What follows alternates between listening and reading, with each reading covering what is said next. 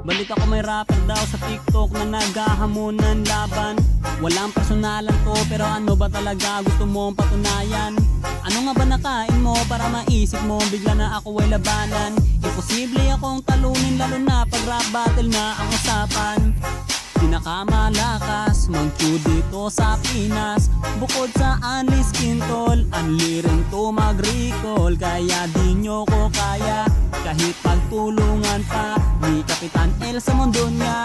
Kayo'y mapapaluhod sa harapan ng tunay na rapper na hinamon mo ng battle sa paligsahan ng rap. Pagkatalo mo'y masaklap, ngayon matutong kumilala, di may kukumpara. Sarap mong parang misa, ganto mag-rap ang Pinoy. Oy, oy, oy, oy,